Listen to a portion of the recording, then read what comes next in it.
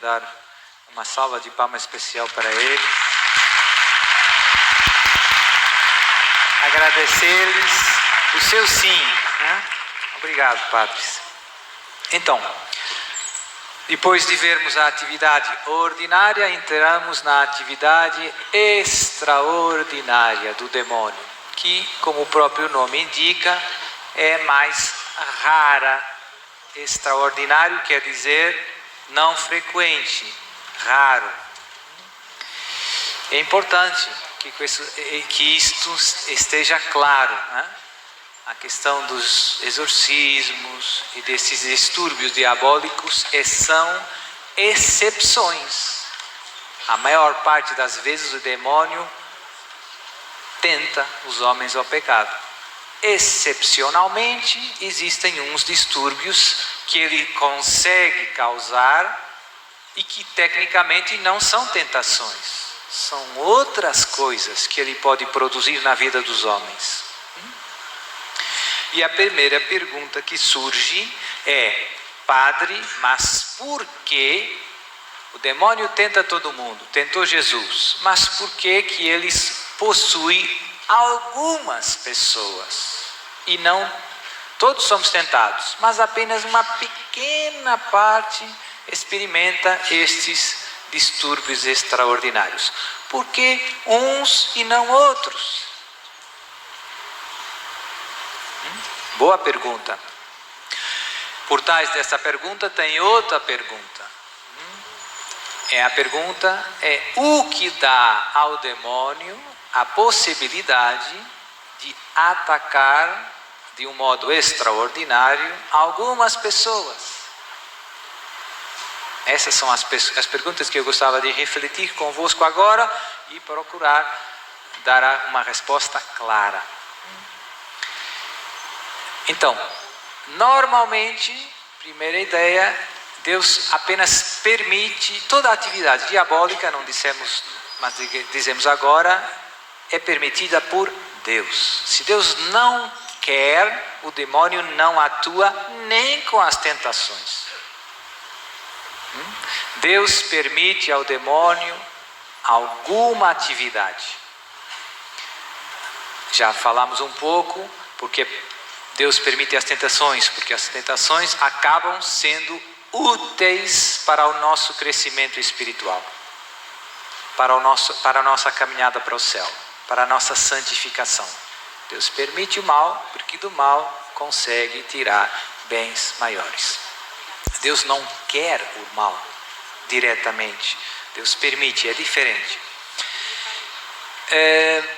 E com os distúrbios extraordinários se aplica a mesma verdade. Nada poderia acontecer se Deus não quisesse, mas Deus permite ao demônio que, em alguns casos, possa atacar as pessoas de um modo extraordinário.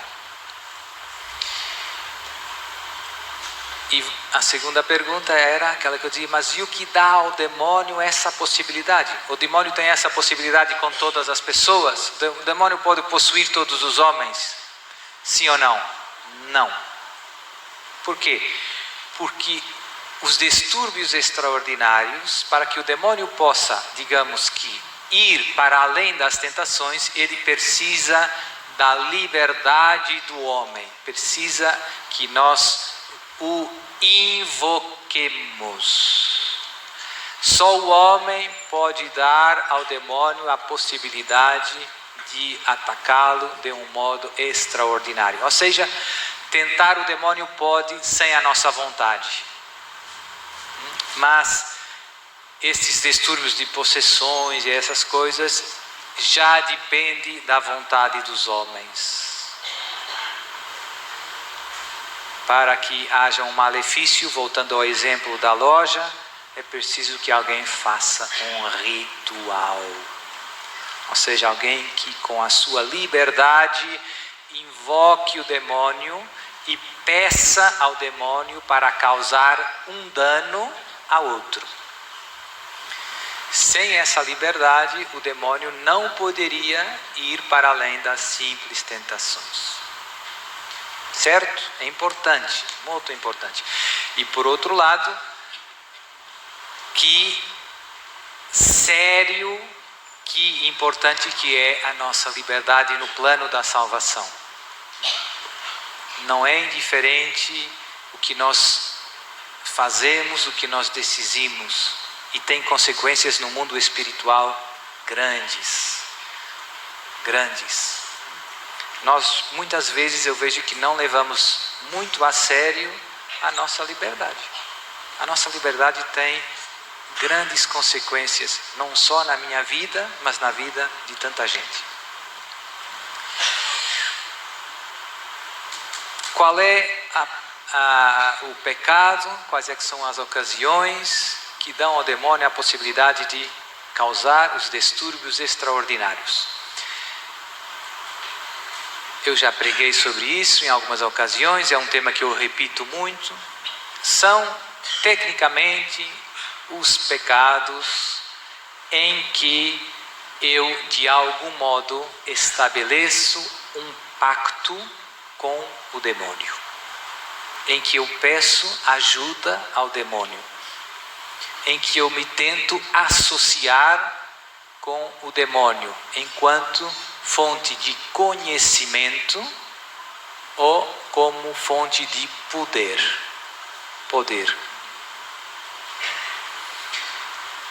Agora vem uma parte um pouco mais, digamos, mais teológica, mais acadêmica, que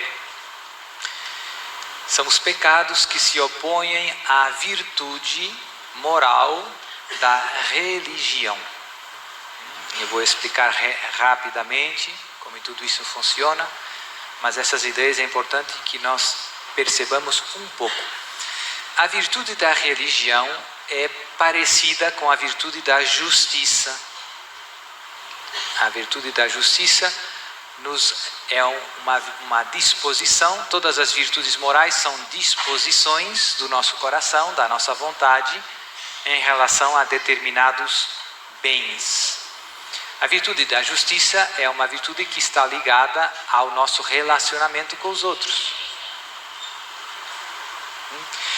E a definição clássica, que vem já desde os romanos, que tinham o famoso direito romano, é dar a cada um o que é seu. Justo é dar a cada um o que lhe é devido. E a virtude da religião não é exatamente a virtude da justiça, mas é como se fosse um parente próximo, um primo. Porque é uma espécie de justiça, não na relação com nossos irmãos, com o nosso próximo, mas com Deus. E então seria a definição da religião, seria dar a Deus o que lhe é devido. Jesus um dia disse: dai a César o que é de César e a Deus o que é de Deus. Então, com isso Jesus nos está dizendo, tem coisas que são de Deus e que são devidas a Deus. Toda a Bíblia, a Sagrada Escritura nos fala muito, um conceito muito forte na Sagrada Escritura é o conceito de temor de Deus, que não coincide com a virtude da religião, mas que tem grande afinidade, toca realidades que se sobrepõem.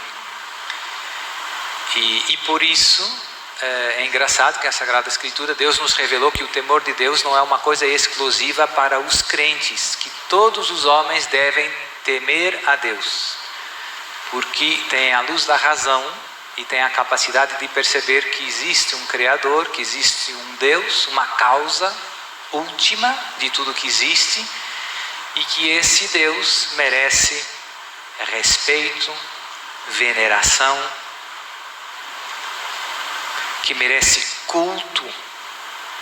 E por isso nós olhamos a história da humanidade e você vê sacrifícios, orações, promessas, votos. Desde que o homem é homem, tem isso na terra. Antes que Deus se revelasse aos homens, isso é uma realidade natural, está ligada ao uso de razão.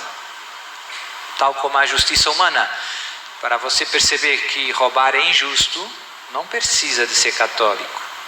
Basta que pense um pouco. E para perceber o que é temor de Deus, que é uma falta de respeito com o Criador, algumas coisas, não precisa ser católico, nem precisa pensar um pouco.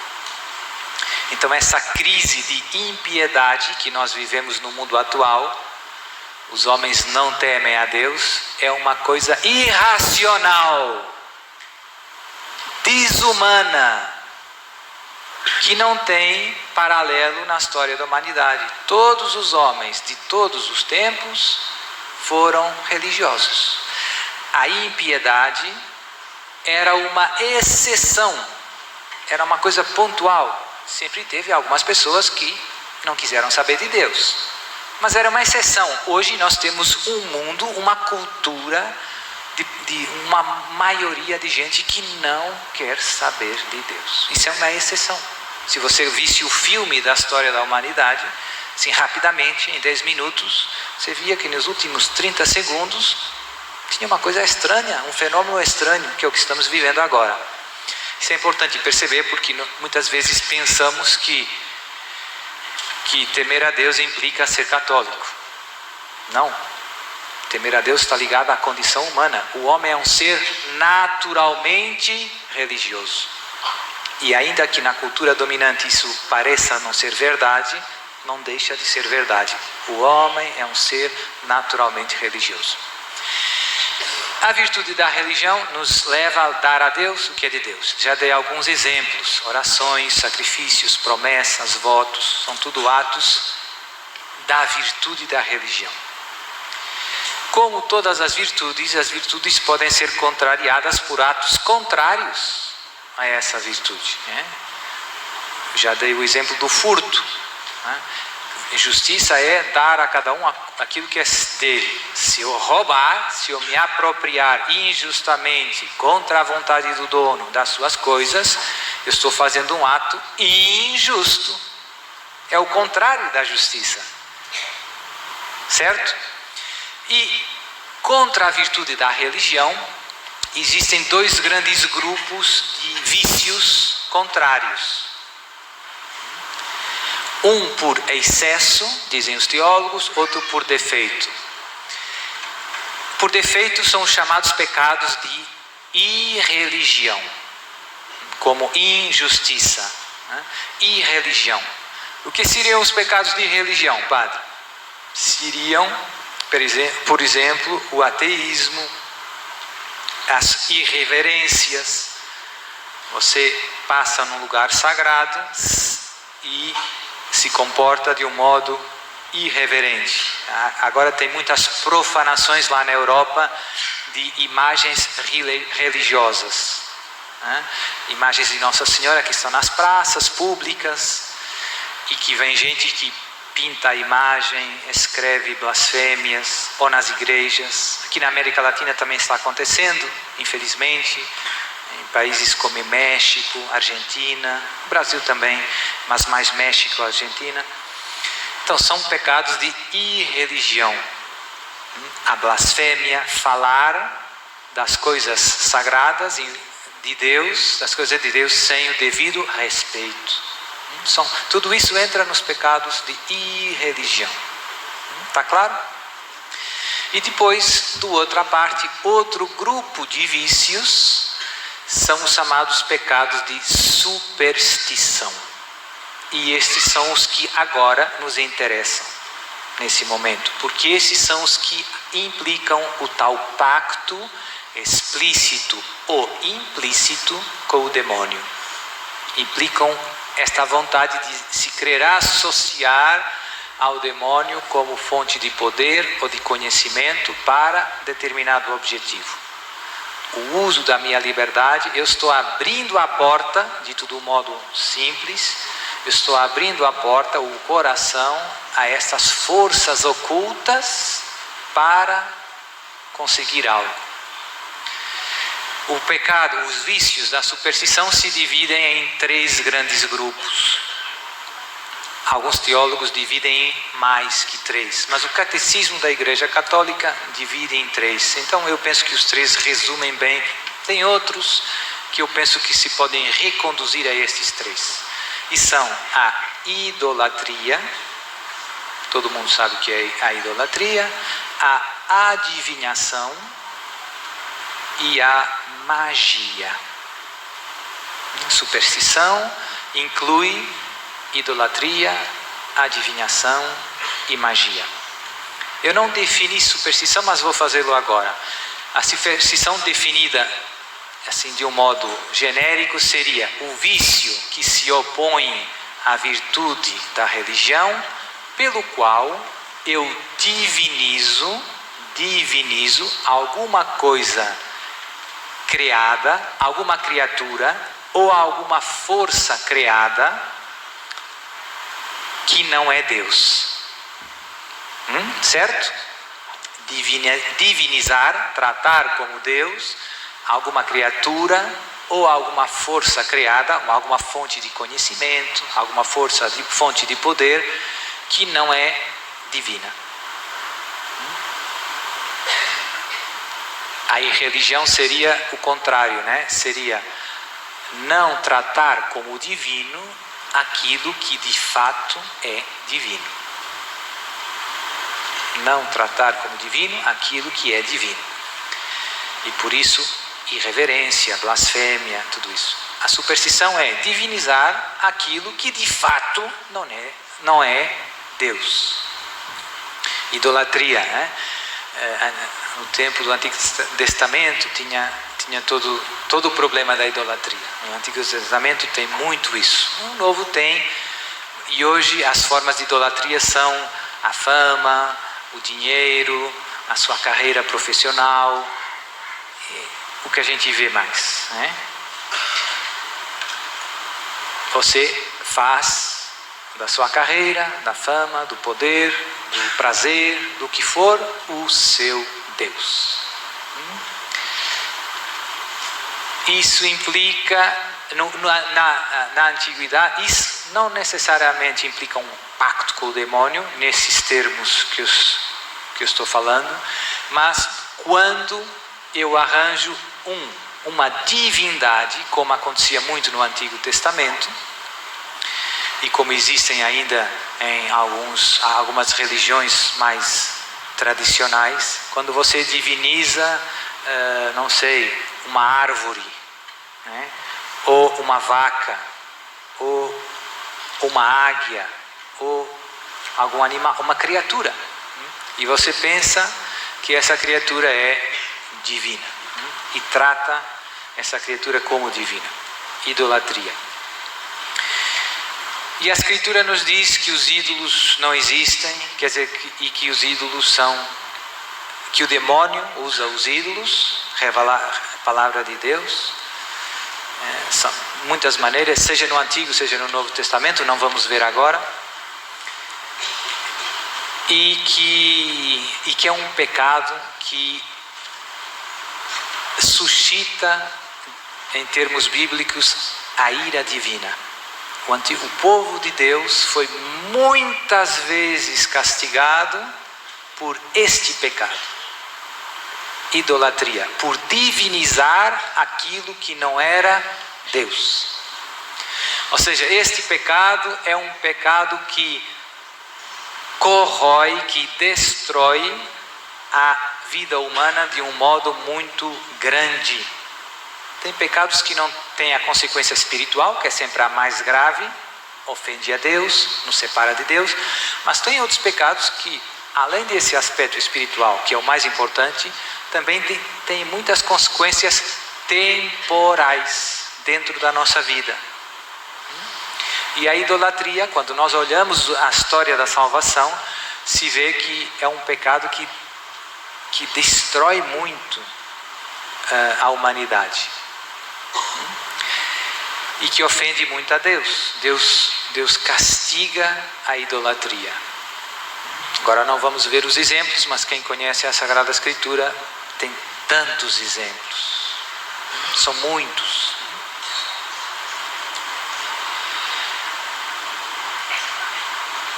A seguir à idolatria tem a adivinhação e a magia, que na prática são os que me interessam ainda mais nesse momento. A adivinhação é divinizar uma fonte de conhecimento que não é divina e que também não tem uma explicação natural. Não é estudar matemática, mas é lançar os búzios, ou deitar os búzios, não sei como é que se diz aqui, deitar as cartas do tarô. Você está buscando conhecimento e os búzios em si não dizem você nada, não tem essa capacidade de mostrar o futuro para você ou de mostrar para você as coisas desconhecidas. Eu uso apenas as cartas e os búzios como um meio de entrar em contato com uma força, com uma fonte de conhecimento, com uma força oculta, por isso se chamam muito esses pecados de superstição ocultismo.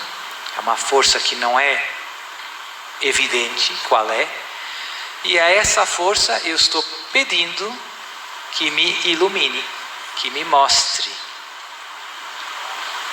E com a magia é o mesmo mecanismo, a mesma dinâmica, mas não pedindo luz, não pedindo conhecimento, não pedindo informações. Será que o meu marido tem outra? Deita as cartas. Não é isso que eu estou. Mas na magia eu estou pedindo algum efeito. Se for bom, eu chamo a magia branca. Ter um filho, arrumar um emprego, curar uma doença, arranjar um namorado. Estou pedindo a essas forças ocultas ajuda para a minha vida.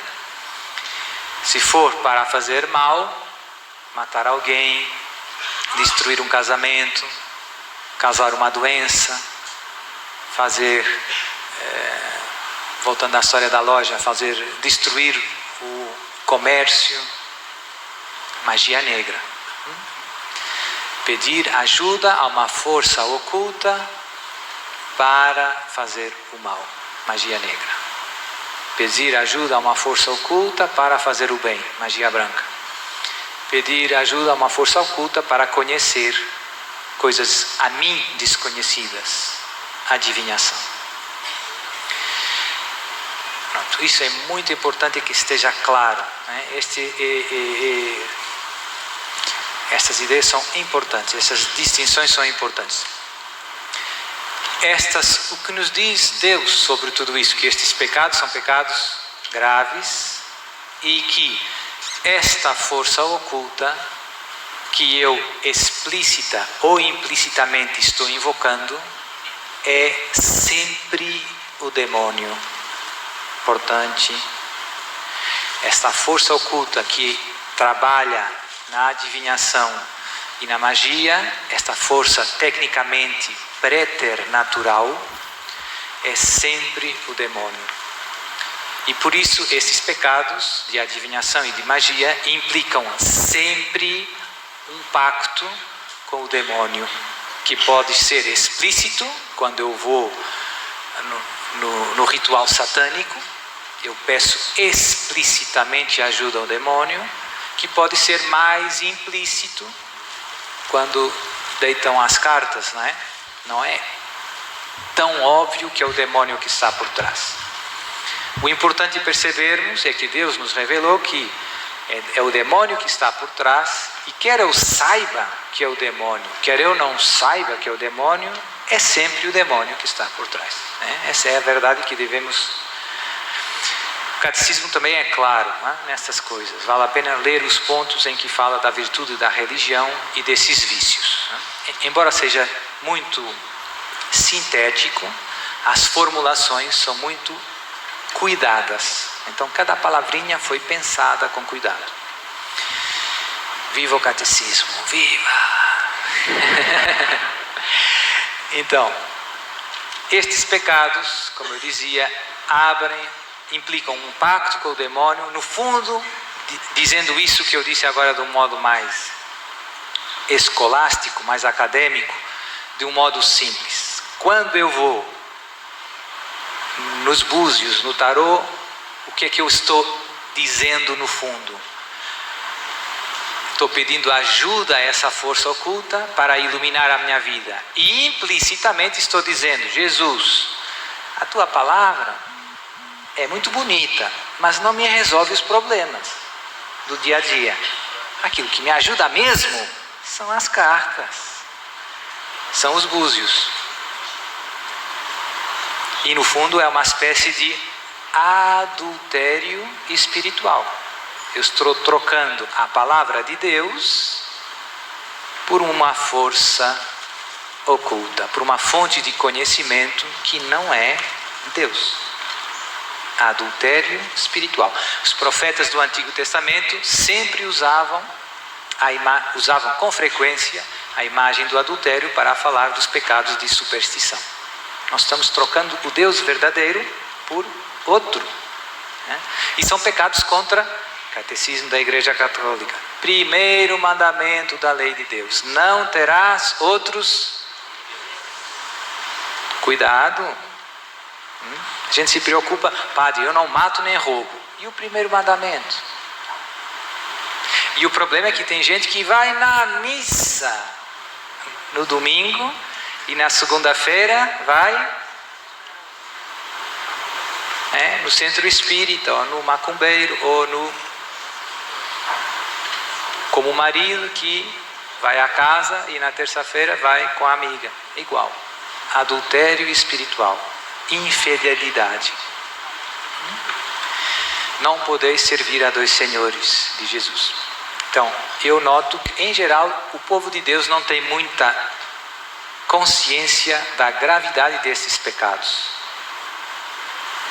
E não tem muita consciência da incoerência que esses pecados significam para um batizado. Você diz que Deus é o único Deus, que segue Deus em tudo, mas pois na prática deixa a palavra de Deus de lado e vai correndo para o tarô e para a constelação familiar. Então, em que ficamos? E com a magia é a mesma dinâmica, né? Você, quando vai lá tem uma doença ou tem um problema, né, no casamento, vai lá, tem uma senhora muito boa, muito piedosa, e faz um chá de capim, não sei o coisa, você toma o chá, você roda lá no local, e você sai curado. Que implicitamente você está dizendo: Jesus, os seus sacramentos, os seus 7 sacramentos, não me dão a força que eu preciso para resolver os problemas da vida. Aquilo que me ajuda mesmo são os chazinhos, os trabalhos dessas alternativas. Adultério espiritual. Muito importante.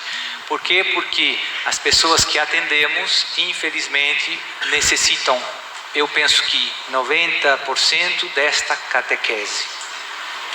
E necessitam muitas vezes de se confessar desses pecados, que não confessam muito.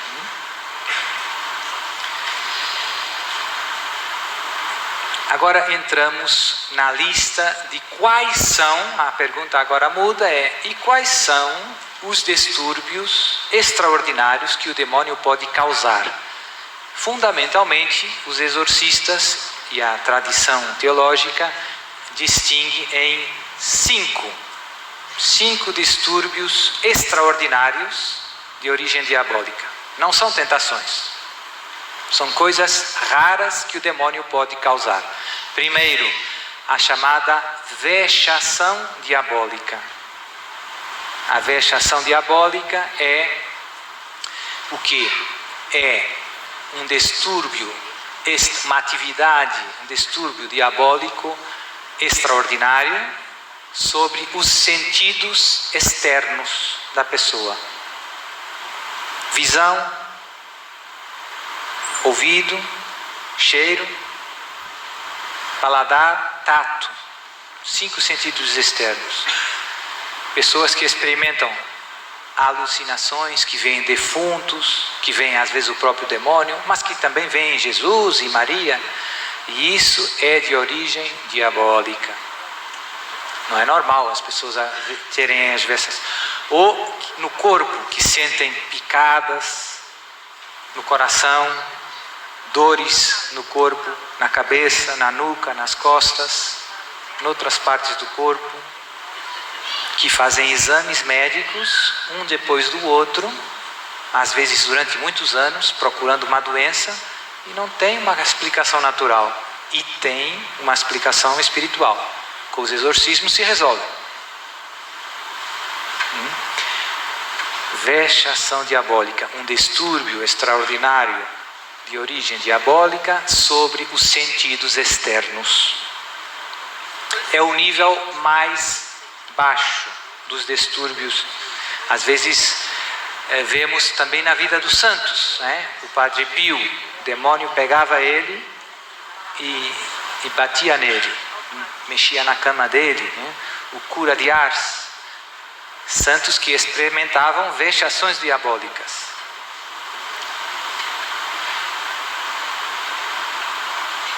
É o nível mais leve, mas não são tentações, mas é extraordinário. Depois da vexação diabólica, temos a obsessão diabólica. Obsessão de origem diabólica.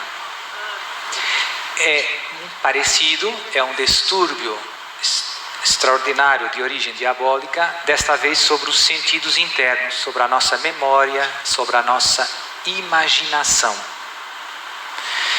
Este, em geral, os exorcistas estão todos de acordo, é o distúrbio de origem diabólica mais difícil de discernir, em teoria. Na prática, eu vou mostrar que não é tanto assim, porque é muito raro que este distúrbio se dê isolado, que a pessoa seja só atacada na imaginação e na memória. Na prática, o que vemos é que esses distúrbios extraordinários normalmente são cumulativos, ou seja, quem tem uma obsessão diabólica, quase sempre, para não dizer sempre, tem também vexação diabólica. Ou seja, o nível 2 normalmente inclui o nível 1. Ficou claro? Se fosse só o nível 2, é difícil às vezes discernir a obsessão diabólica só, isolada. Não é fácil, porque se confunde com muitas doenças mentais, por esse motivo simples.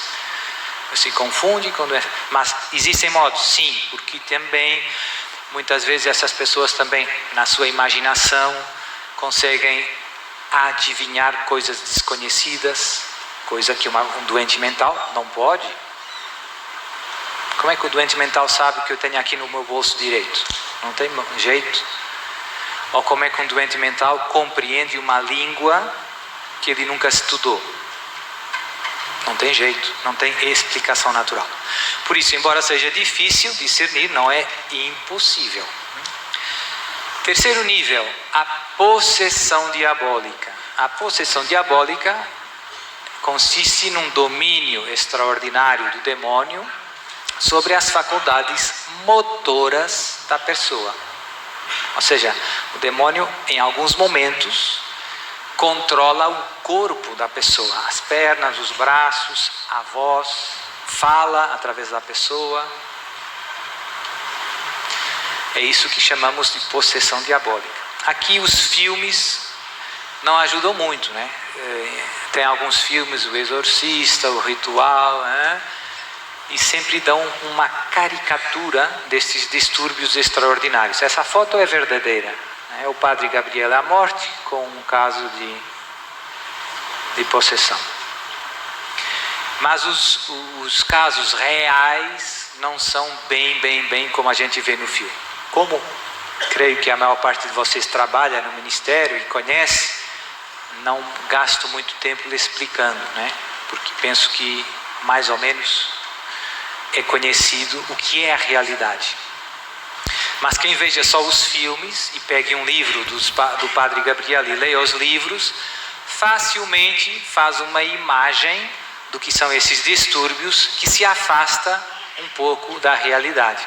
A coisa é mais serena na vida real. As pessoas possessas não estão 24 horas do dia possessas, nem gritando. Né? Não é que não possa acontecer, mas esses casos são muito extraordinários.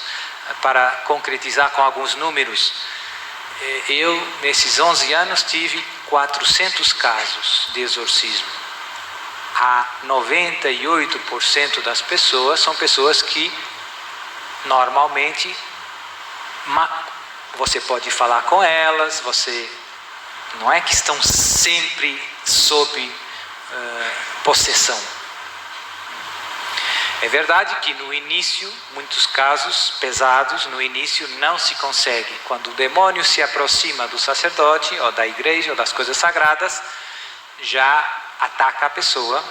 Então, tem casos em que as pessoas, as primeiras vezes, as 4, 5 primeiros encontros, eu não consigo falar com elas sem estarem possessas.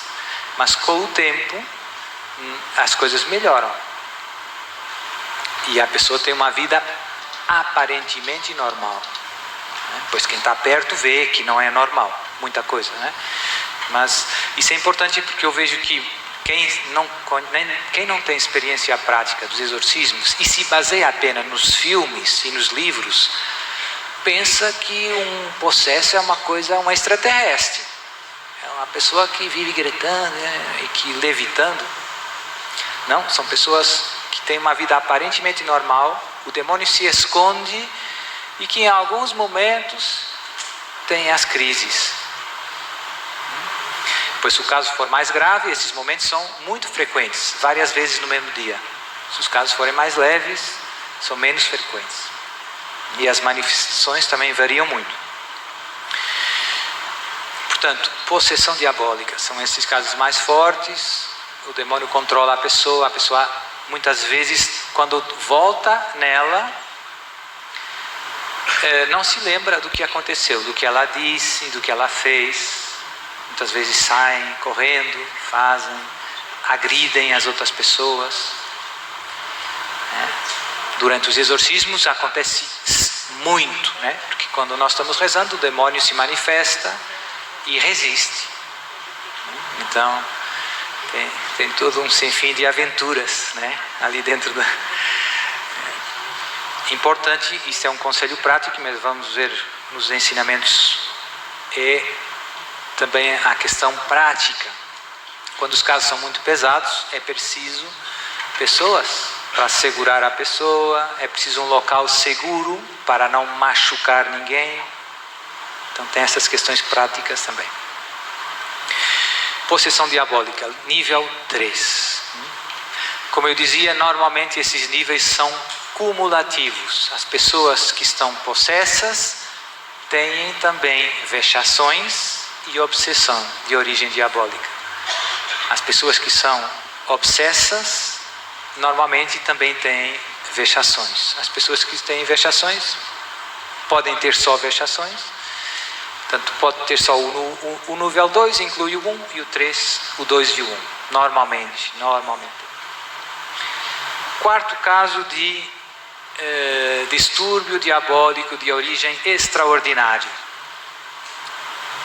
Não é um distúrbio sobre as pessoas, é um distúrbio sobre os lugares e sobre os animais. E que se chama normalmente infestação diabólica. Então, infestação diabólica faz referência a um distúrbio extraordinário de origem diabólica sobre um local, sobre animais. E por isso os exorcismos sempre, desde Jesus até hoje, se rezam também sobre as coisas, sobre os lugares, sobre os animais. O que pode levar um lugar a ficar com rituais, por exemplo, uma casa onde se fazem rituais satânicos com frequência, essa casa, depois nessa casa, e acontecem coisas estranhas, ataques diabólicos de origem extraordinária. Vozes, avarias, um pouco como acontece nos filmes de terror, né? As luzes acendam e desligam sozinhas, a TV se acende e desliga, coisas estranhas. Parece um filme de terror. Exorcismo sobre a casa. Às vezes erramos o alvo, às vezes rezamos por uma pessoa, mas o distúrbio está na casa. Já acontecia antes da pessoa comprar a casa. Então, por isso o período de o diálogo com a pessoa é importante para perceber se os distúrbios estão ligados à pessoa ou ao local. Como eu sei, padre? Se você pergunta, a pessoa diz: padre, eu tenho picadas no corpo, vomito coisas estranhas, vejo, né? E depois você diz: e mais em sua casa, mais alguém tem esse distúrbio? Não, sou só eu. Quando você vai noutra casa, você vai de férias, tem esse distúrbio? Tem esse distúrbio. Isso significa que o problema está com a pessoa. Se você pergunta: não, o meu marido tem, o meu filho tem, e quando vocês vão noutra casa, tem? Não, noutra casa tudo tranquilo, então tem que rezar na casa. É só naquele local que se manifestam os distúrbios e se manifestam com todo mundo que vai naquele local. Eu não tenho tempo para atender os locais, digamos assim. Como tem muitos casos em Portugal e como tem poucos exorcistas, eu me dedico o meu pouco tempo a atender os casos graves das pessoas. Mas também tive alguns casos de locais não muito frequentes, ou de aparelhos, às vezes um carro, um computador, e com as orações, como a oração de libertação, com o exorcismo nos casos mais pesados, com uma bênção, esses problemas passam. E você percebe muito bem que tinha aqui um distúrbio extraordinário. Infestação diabólica. Nos animais também acontece, é interessante que os animais, tem casos, para fazer exemplos, né? Animais que se suicidam sem explicação. Uma casa de uma pessoa que tem cães, galinhas, tem várias coisas, e de repente você vê que os cães começam a suicidar-se, que de noite reagem. Você vê que o animal não está normal. Pelo olhar, você vê que o animal às vezes se assusta com coisas que nós não vemos. E coisas estranhas, os ovos das galinhas saem estranhos, com cores estranhas por dentro, um montão de coisas que não tem explicação natural. E como eu digo, não é só uma delas, mas são um conjunto de coisas estranhas, né? E no caso das pessoas, eu vejo que os animais também têm uma sensibilidade espiritual que nós às vezes não temos noção. No caso das pessoas que têm problemas espirituais extraordinários, os possessos, isso tudo, eles me relatam que com frequência em casa, às vezes antes dos ataques que eles sofrem, o seu gato, o seu cão, começa a fazer coisas estranhas. E eles percebem que não é natural, né? E pois eles também. Então, os animais também podem ser vítimas dessa atividade diabólica extraordinária. Pouco frequente, graças a Deus, não acontece muito.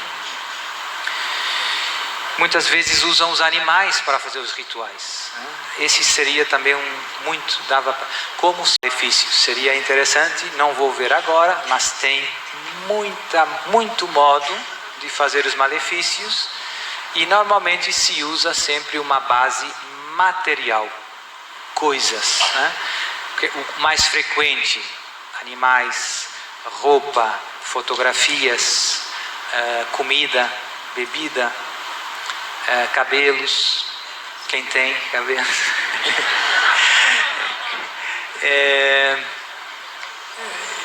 terra, cemitério, restos de cadáveres humanos. Tudo isso se usa muito frequentemente para fazer os malefícios. Última caso de ação diabólica extraordinária, aquilo que os exorcistas chamam a sujeição diabólica. Este é menos conhecido, não encontramos tantas vezes nos livros de Padre Amort e dos outros exorcistas. Por quê? Porque é um caso um pouco diverso. São as pessoas, já falei no primeiro encontro, são aquelas pessoas que explicitamente alimentam um pacto com o demônio. Essas pessoas, o demônio inspira pessoalmente, diretamente. Essas pessoas são guiadas, digamos assim, voluntariamente, não é forçado, ao contrário dos possessos. Os possessos, quando estão atacados pelo demônio, o demônio tem que desligar a consciência da pessoa, a pessoa não se lembra de nada, e depois pode usar ela. No caso da sujeição diabólica, não é assim, a pessoa está em pleno uso das suas faculdades, e é inspirada pelo demônio. O demônio diz para ela coisas sobre os outros. Aquela pessoa está mal do fígado, aquele homem é um sacerdote, você agora faça isso, você diga isso para essa pessoa. São instrumentos do demônio, alimentam este pacto com o demônio. Por que este caso é menos estudado? Porque essas pessoas nunca vêm, normalmente, pedir ajuda ao exorcista. E também porque essas pessoas não têm manifestações habitualmente. É muito raro, mesmo se vêm nos eventos, mesmo se vêm no acampamento, mesmo se vêm no grupo de oração. O demônio às vezes manda muitos deles para destruir obras de Deus. A paróquia, o grupo de oração, parecem pessoas piedosas, com boas intenções, e de fato são agentes infiltrados pelo inimigo. O demônio não ataca essas pessoas, trata bem, são seus colaboradores, não tem dor de cabeça, nem vexação, nem. Tudo legal, aparentemente. O problema é, se essa pessoa morrer, o que vai acontecer à sua alma? Pois é. Só há uma exceção, que é rara, infelizmente, me parece a mim, é que algumas dessas pessoas, na sua caminhada, se arrependem e se convertem. E eu penso que são poucos, não sei, só Deus sabe. Porque o que eu noto é que essas pessoas estão muito acostumadas com o mal. E o demônio dá para elas tudo o que elas querem. Dinheiro, prazer, poder. Muito facilmente. E é difícil que alguém tenha um estilo de vida que manda, que esteja disposto por Jesus, a sacrificar e mudar totalmente. É raro. É raro. Eu tive um caso, mas não muito forte, tive dois, nesses 11 anos.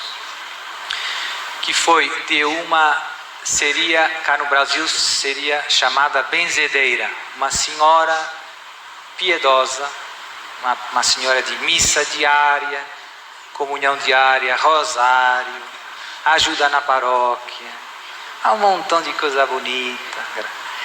Essa senhora se convenceu, a partir de um momento da vida dela, que tinha um dom para ajudar os outros. E aqui eu não vou negar que existem dons. Deus pode dar carismas, certamente, a quem quer. Mas é importante também o discernimento dos carismas. Temos que ser prudentes. Será que esse carisma vem de Deus? Então, essa senhora, como eu dizia, uma pessoa de oração, que estava convencida que tinha um dom de Deus, essa pessoa não era má, né? Tinha muita coisa boa. E ela experimentava também ataques do demônio. E por isso veio nos exorcismos. Tinha problemas. Ela achava, no fundo ela pensava, não dizia, né, que era muito santa. né? E que porque era muito santa e ajudava muita gente, o demônio também perseguia ela. E depois eu comecei perguntando e vendo o que ela fazia. Ela mandava pessoas para mim, para o exorcismo. E ela no fundo praticava adivinhação. Ela olhava numa foto de duas pessoas que ela não conhecia e ela sabia coisas da vida dessas pessoas. E dizia, esse rapaz está ali, está fazendo isso, e ela está fazendo isso. E chegou um momento em que eu acompanhei 2 anos essa pessoa, uma vez por mês. Chegou um momento em que eu fui percebendo pouco a pouco que isso que ela pensava que era um dom de Deus, que não era. E então eu comecei dando uma freada, dizendo, agora eu não quero mais que a senhora receba ninguém. A senhora pode dar o exame de consciência às pessoas que tocarem à sua porta e pedir-lhes que façam uma boa confissão. Mas não vai mais dizer nada para as pessoas, aconselhar as pessoas, vai simplesmente encaminhá-las para os sacramentos. E o que aconteceu? 2 coisas interessantes. Uma, ela desobedeceu repetidamente. Eu dizia, não faça isso, e ela sempre acabava fazendo. Desobediência, que por trás tem a falta de humildade. Demônio não obedece, nunca. Segunda coisa que eu notava é que eu tinha muitas pessoas que conheciam ela e outras pessoas que tinham estado com ela, então eu tinha muitas fontes de informação a não ser só ela. Isso me ajudou muito nesse caso. Segundo fenômeno que eu via com ela, diziam as amigas dela, padre, quando ela não trabalha, ou seja, não recebe as pessoas, não faz as orações, ela fica muito mal, o demônio ataca muito ela. Mas quando ela recomeça a receber as pessoas, fica tudo bem. Estão vendo? Ou seja, se ela alimentar a ligação que ela tem com esse suposto dom, fica tudo bem. Se ela renunciar a esse dom, fica tudo mal. Aí vem a vexação, aí vem a obsessão. Tive outro caso de um ex-satanista, um jovem de 30 anos que esteve numa seita satânica. E ele vestia todo de negro, tudo, né? Cabelo, E eu aproveitei e fiz várias perguntas, quem eram os jovens, onde se reuniam e tudo isso. E eu percebi que ele nunca teve muito convencido que fosse uma coisa boa. Ele estava no satanismo, eu penso que por causa dos amigos. E porque talvez tem essa fase em que os jovens gostam de ser rebeldes, né? Fazer coisa, eita, pense, vamos fazer isso. Eu penso que por muitos motivos desse estilo, mas não tanto por convicção. Então, ele no satanismo nunca foi um satanista, digamos, muito fervoroso. Sempre estava, mas não gostava tanto de algumas coisas. E as coisas que se fazem no satanismo são pesadas. São pesadas, né? Tem sacrifícios humanos, sacrifícios com animais, beber sangue, coisas que não são fáceis se você não está muito convencido, né? E as coisas foram subindo com o tempo, foram ficando mais pesadas e chegou um momento em que ele decidiu sair. Chega, não aguento mais, não quero mais, não quero mais. E a partir desse dia, ele que nunca tinha sido atacado, nunca tinha tido distúrbios extraordinários, a partir desse dia o demônio começou massacrando ele. Aí vieram os problemas. A mesma dinâmica da outra, né? E depois, a providência, ele tinha um vizinho que me conhecia e trouxe ele para mim e no final deu tudo certo. né? Não foram precisos muitos exorcismos. Agora, o que foi muito claro nesse caso é que o demônio cuida bem daqueles que o seguem, não trata mal. Mas se você sai fora, aí começa a guerra. Aí ele não vai querer largar você e vai usar as coisas extraordinárias, porque você, com a sua liberdade, deu um sim para ele. Certo? Então, sujeição diabólica, né? É esse caso. Eita, já fui nas horas. Pronto, mas terminamos todos os casos de distúrbios extraordinários. Só uma última ideia importante, duas, que é, tem casos de pessoas que são atacadas pelo demônio de um modo extraordinário, e tem casos de muita gente que vem procurar o exorcista que no fundo tem doenças mentais muitas vezes, às vezes sugestão, em alguns casos simulação, pessoas que querem enganar o exorcista para convencer o exorcista que estão possessas, e a família e tudo isso. Por isso é preciso prudência no diagnóstico, prudência, ir com calma, ser inteligente, muitas perguntas, muita conversa. Segunda ideia, existem alguns casos em que existem pessoas com problemas de saúde mental e simultaneamente com distúrbios extraordinários. E, portanto, também é preciso prudência, porque às vezes as pessoas pensam ou está possesso ou está maluco. Às vezes tem as duas coisas juntas. Está possesso e está maluco. E isso complica o diagnóstico. Complica a coisa. E não é tão pouco frequente como isso. Graças a Deus, o estar maluco muitas vezes é só depressão, coisas assim, menos maluca. Dentro do maluco tem muita coisa, né? Mas tenho vários casos, dezenas, desses 400, talvez algumas dezenas, pessoas que também tinham problemas e que eu encorajo sempre a procurar ajuda médica.